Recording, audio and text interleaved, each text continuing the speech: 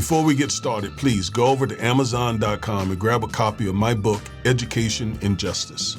If you have an African-American son in public school, you need this book because I teach you the many ways that public schools mistreat African-American boys and what you can do to help your son.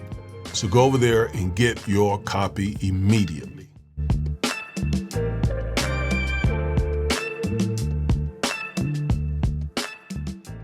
Ladies and gentlemen, let me just be straight up with you. Let me just keep it a buck. We're in very dark days in this country, especially we African Americans. We are in some of the darkest days that I have seen in my lifetime. I'm 63 years old. These are dark days. We're dealing with a blatantly white supremacist regime. And they're using all the tools in the toolbox, all the weapons of the federal government, the courts, Congress, White House, law enforcement, and everything else to establish an authoritarian country for the purpose of preserving white supremacy.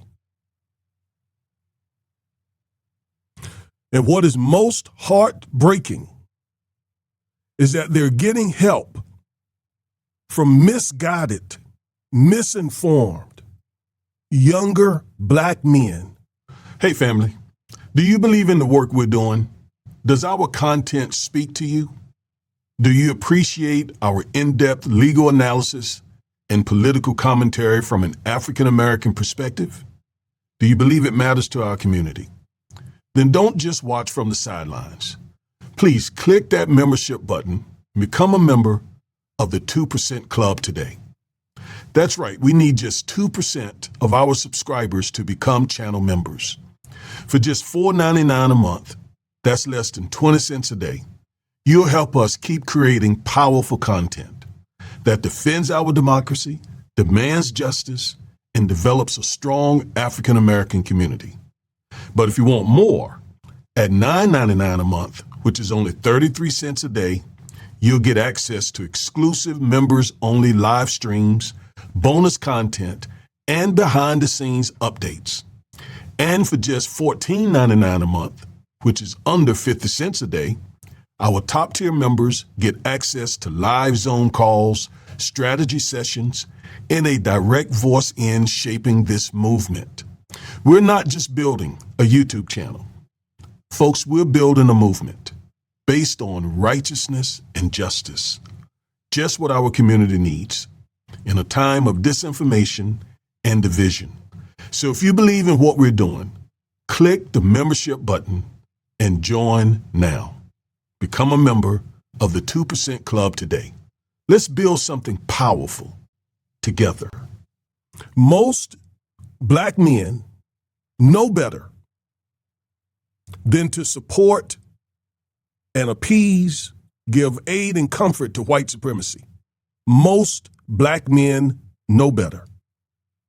But there are younger black men who are just misguided, misinformed. My heart really goes out to them. It really does. I don't condemn them. I'm frustrated with them, but I don't condemn them because they just don't know. And when you don't know what you don't know. I have folks in my own family, young black men, who are Trump supporters. And when I say in my family, in my extended family, who are Trump supporters, who for some reason identify with him, likely because they see him. In fact, I heard one of them say on camera a couple of days ago that they support Trump because he was being persecuted by the legal system like African-American men.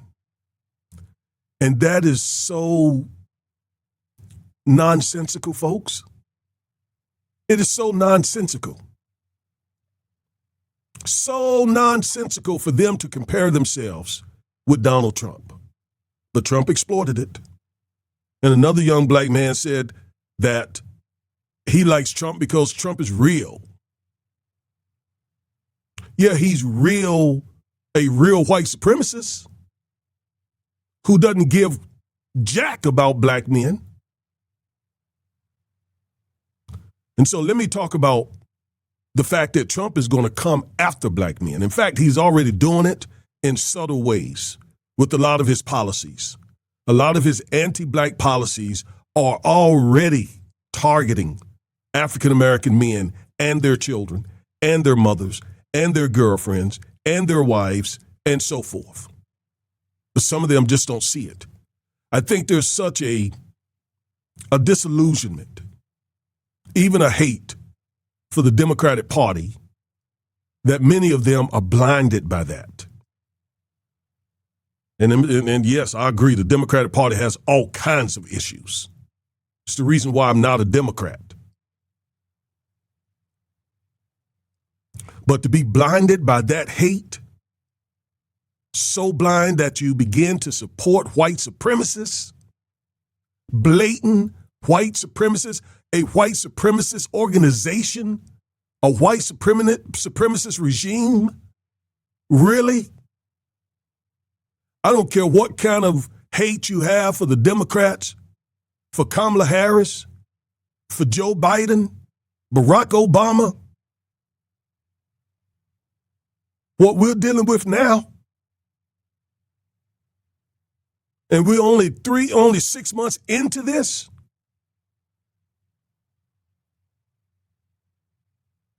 In terms of the black men or any black who voted for Trump, this was the biggest political miscalculation, I believe, in American history. No question. Some of these young brothers will come on my channel with white supremacist talking points and get a load of this. They'll come up here and call me old. Yet they're following old white supremacist white men. Literally call me old, and I could care less about that because, look, when I was a teenager, I didn't think that I would live to see 16 years old because I was in the streets.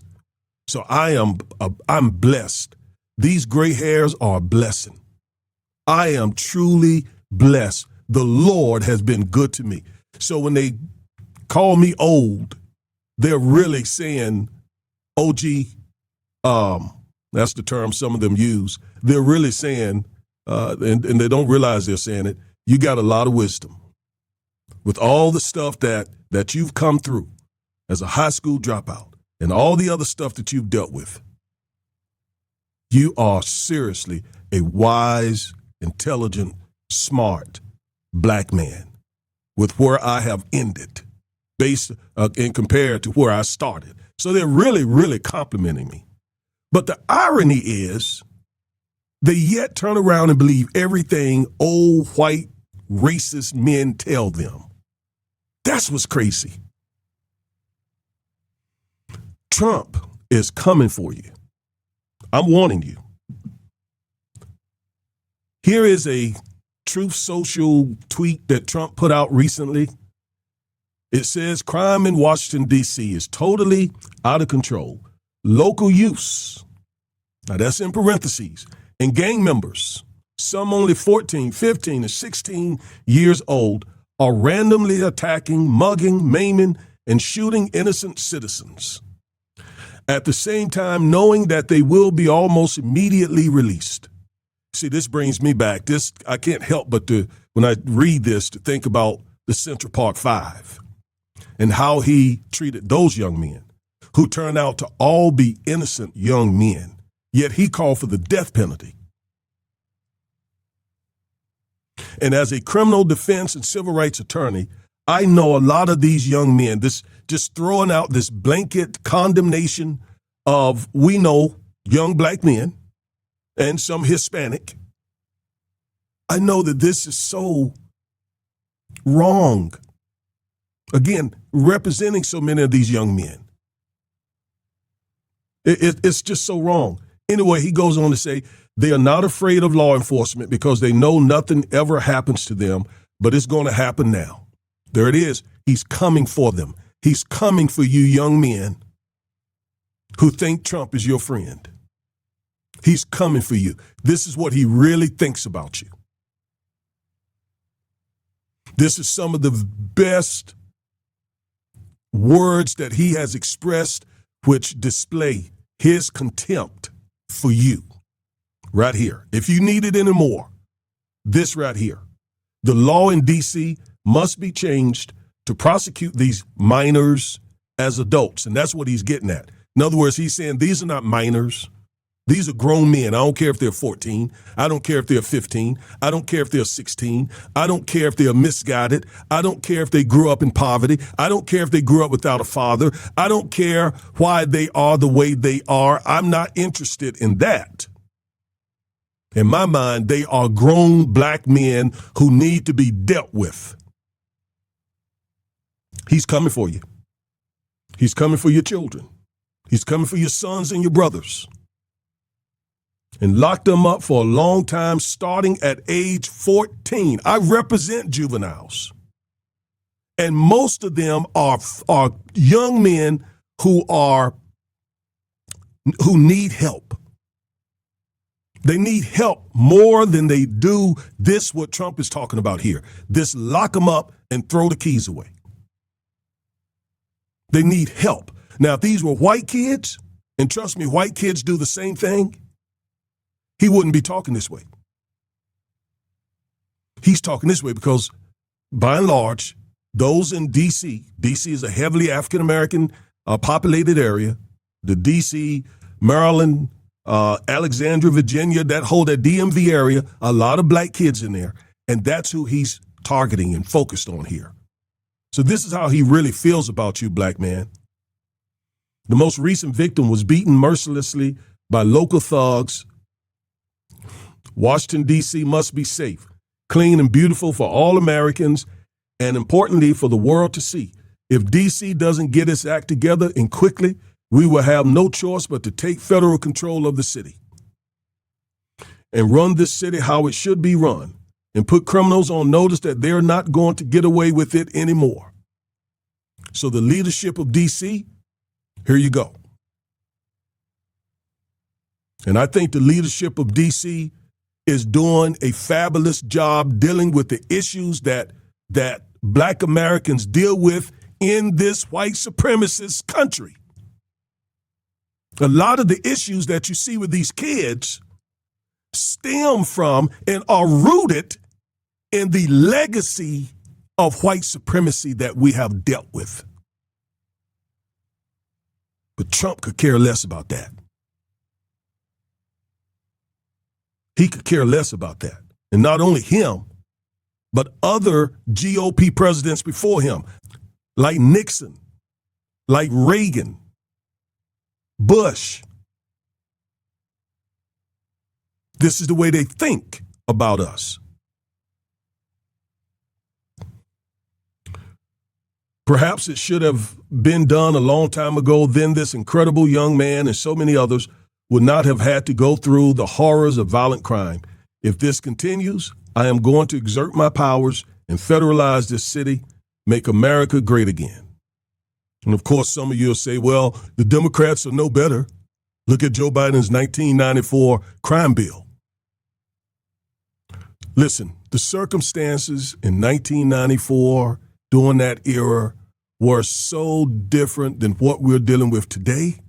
Our community back in 1994 was being decimated by crack cocaine. Young black men, speaking of young black men, were dying dozens by the day from the scourge of crack cocaine. How do I know? I lost two younger brothers. Two younger brothers, one was 16, one was 20. And they both were in the streets during that era. We had to do something. We had to react to the scourge of crack that was destroying our community. The community was demanding that Congress do something. And that's what Congress did with the help and support of a lot of black politicians, black community leaders, etc. Okay? Very different. And by the way, the folks who talk about the 1994 crime bill never, ever talk about the war on drugs that was started by Republican presidents Nixon and Reagan. You never hear anything about them. You never hear anything about them. And they were not acting out of concern for the African American community. They were using that to destroy young black men. What was done in 1994 was done to try to get control of the crack epidemic that was decimating the black community. Did some of the provisions go too far? Yes. In hindsight, yes. But at the same time, a lot of lives were saved because it did begin to get control of that scourge. All right? But the point is, he's coming for you, black men. If you think because you supported him that you get a pass, you will not get a pass. You will not get a pass. You are in his crosshairs. He's just a little busy right now with Latinos. And you're thinking, many of you, the ones of you who actually support him, you're celebrating that. You're celebrating the fact that he is targeting Hispanic people, Latino people. And listen, the folks who own drugs in the country illegally and gangbangers and so forth, yes, I support that. But this goes way beyond that. This goes way beyond that.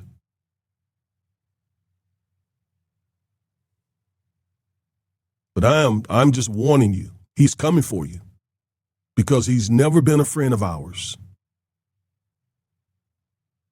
MAGA's never been a friend of ours. MAGA is the old Tea Party that came into being because of hatred for Barack Obama. These are the descendants of the Confederacy. And I got a video coming out later today, I think, on the Confederacy and Trump's support of it. So yeah, he's coming. Rest assured on that. For young black men. I promise you. All right. I am Reverend and Civil Rights Attorney Augustus Corbett. Thank you for watching this video. And remember, stay woke.